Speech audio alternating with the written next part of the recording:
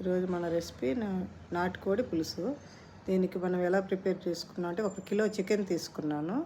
ఒక 2 table spoons అల్లము, ఒక ఒక 1½ స్పూను కారము, ఒక 1½ స్పూను కల్లుప్పు, ఒక హాఫ్ స్పూన్ పసుపు, ఒక 2 టేబుల్ స్పూన్స్ ఆయిల్ యాడ్ చేస్తున్నాను.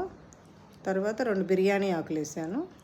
దీన్ని బాగా చక్కగా అంతా కలుపుకోవాలి, కలిసేటట్టుగా మసాలా అంతా, ఉప్పు కారం అన్నీ కలిసేటట్టుగా బాగా కలిపేసి, ఇప్పుడు దీన్ని కుక్కర్లో మనము వండేసుకోవాలన్నమాట. ఒక 4 విజిల్స్ రానిస్తే నాటుకోడి కదా, చక్కగా ఉడికిద్ది.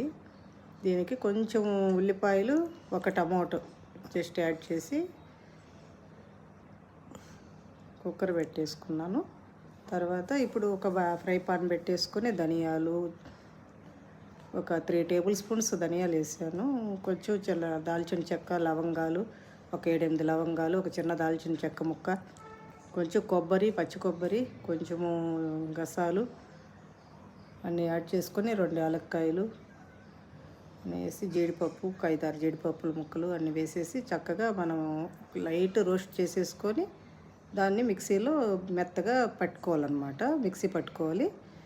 ఇప్పుడు ఆ గ్రేవీని తీసుకొని పక్కన పెట్టేసుకొని, మనం మళ్ళీ ఫ్రై పాన్ పెట్టుకొని దీన్ని మసాలాకి తాలింపు వేసేసుకుందాము. కూరకి ఆవాలు కొంచెం జస్ట్ ఫస్ట్ నూనె వేసేసుకొని, తర్వాత మనం ఆవాలు, జీలకర్ర కొంచెం లైట్గా వేసేసుకొని, ఉల్లిపాయ ముక్కలు, పచ్చిమిర్చి, కరివేపాకు కొంచెం వేగిన తర్వాత ఒక 2 స్పూను అల్లం వెల్లుల్లి పేస్ట్ కూడా యాడ్ చేసుకుంటే మనకి చక్కగా స్మెల్ వస్తుంటుంది.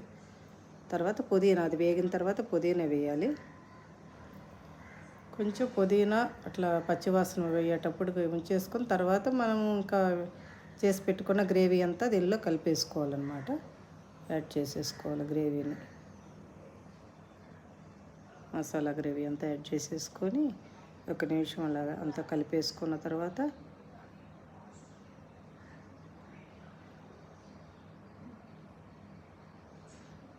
మనం బాయిల్ చేసి పెట్టేసుకున్నటువంటి చికెన్ను చూసుకొని ఉడికిందా లేదో చక్కగా చూసేసుకొని దీనిలో యాడ్ చేసేసుకోవాలి. అదంతా ఆ చికెన్, బాయిల్డ్ చికెన్ అంతా దీనిలో వేసేసుకొని ఆ గ్రేవీలో చక్కగా కలిపేసుకోవాలంతా.